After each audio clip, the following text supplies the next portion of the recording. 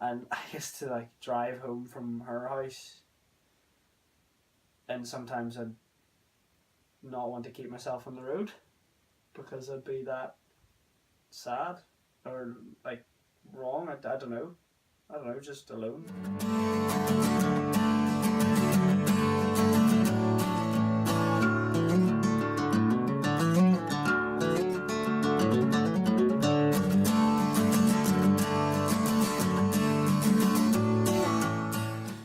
I don't know. I don't know, just alone. Except I had a girlfriend and friends and family, but I just felt really alone. And there was all the time signs of God trying to talk to me, and I'd maybe like, what's up? But then not really listen. And then I signed up for Exodus. Jessica told me to sign up for Exodus, and then I quit the crap job I was in, and I just started trusting God. So yeah, I learned that like when it was bad, I knew of God, and I just sort of gave my life to Him. Like I knew that I needed to, just because you sort of know the things when you go to church and people say it, but you never really relate to it. Then I started realizing that's what I needed to do. I needed to just give in, basically. Like, I don't know what I'm doing, and I worked that out. I don't know what I was doing with my life, but I knew someone did, and I knew God did. So I decided, do you know what? I don't have another job lined up. I don't have any way to pay for my car or living here or whatever.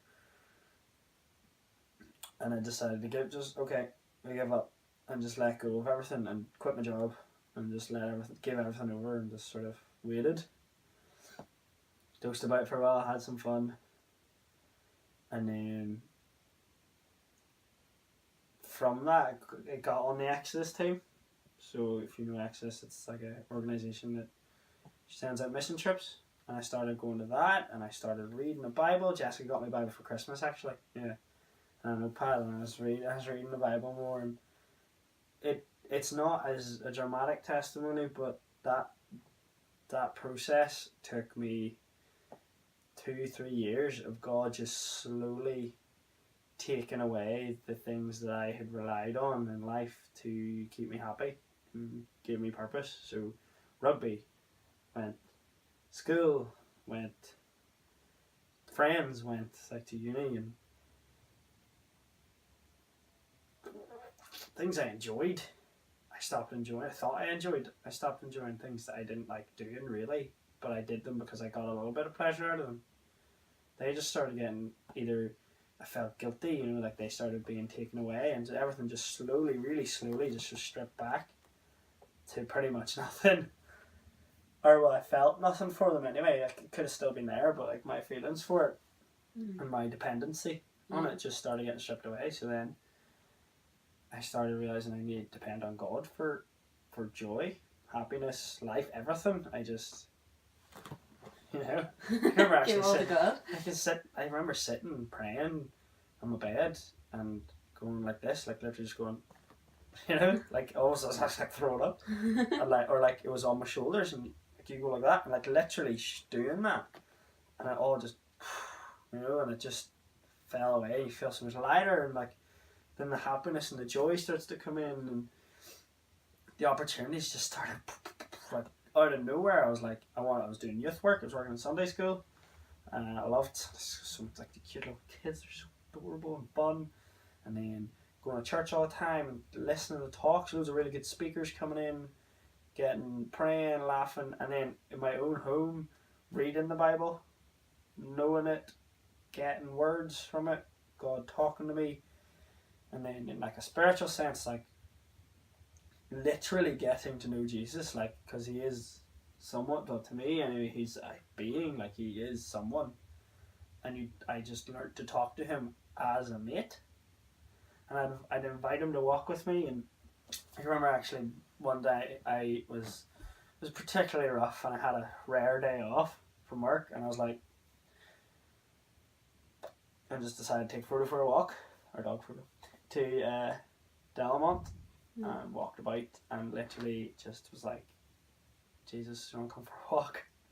and ended up walking around Delmont holding his hand, talking to him.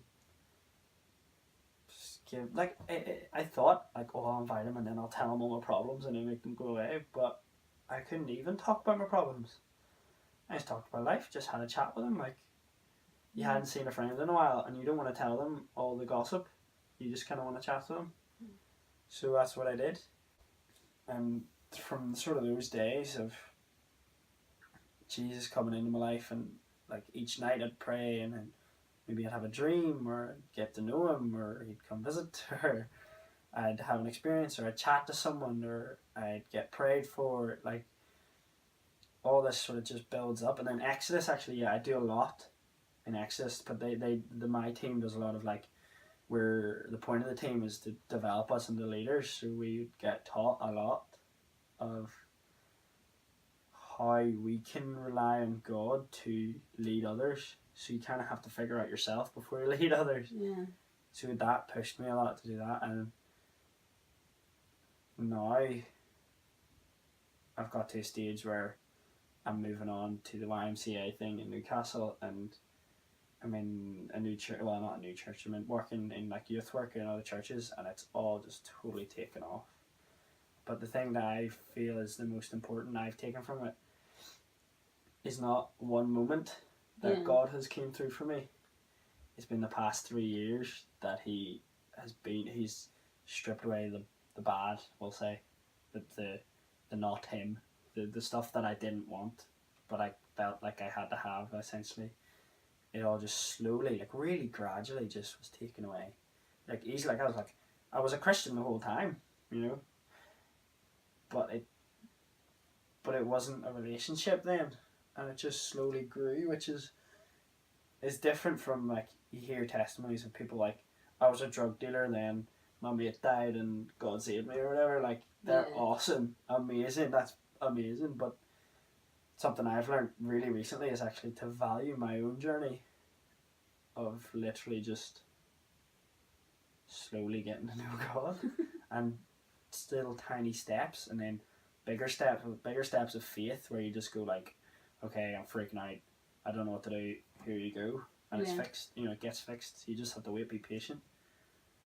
Yeah, and then I got baptized and it was really good and got to where I am now, which is totally still learning, but everything is about God. My life is now where I want it to be. Yeah. And there's very little that brings me down. You know, I'm still at my whole level of happiness is now up here. And then you get the spikes and the lows, but the low is still higher than the high that I had before, if that makes sense. So it's a whole other level. But just the main thing I want to say is that, or I take from my testimony, that I take is that it doesn't have to be amazing and dramatic. It's slow. It can be boring. It can be tame, but it's still incredible because God is taking you and bringing you into His world, and you'll be so much happier. So there we go. That was our first Testimony Tuesday. Thank you so much to Michael for coming along and sharing with you guys. Please make sure to like the video and subscribe to our channel and leave a comment below. We did that at the same time. Leave a comment below. Also, feel free to like our Instagram page, and we have a Facebook page now where we'll be sharing updates about what's happening in the videos and when the videos are coming out and things like that. So make sure to go and like that. And thank you so much.